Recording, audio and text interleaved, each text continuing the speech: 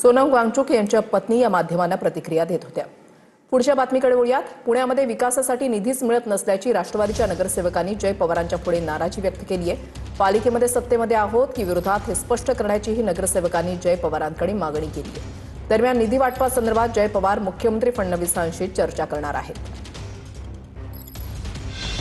केंद्रात आणि राज्यात राष्ट्रवादी काँग्रेस पक्ष भाजपसोबत सत्तेत आहे। मात्र पुणे महापालिका निवडणुकीमध्ये युती न झाल्यामुळे हीच राष्ट्रवादी काँग्रेस विरोधी पक्षाच्या बाकावर बसून कारभार पाहत आहे। त्यामुळे विकासासाठी निधी मिळत नसल्याने या नगरसेवकांची कोंडी होतीये। अशातच जय पवार यांनी बोलावलेल्या बैठकीमध्ये या नगरसेवकांनी निधी मिळत नसल्याची तक्रार केली आहे। निधी मिळत नसल्याने विकास कामं करायची तरी कशी असा सवाल या नगरसेवकांनी जय पवार यांच्या पुढे उपस्थित केला। त्यामुळे महापालिकेमध्ये आपण सत्तेत आहोत की विरोधात हे स्पष्ट करा अशी मागणी या नगरसेवकांनी जय पवारांकडे केली आहे।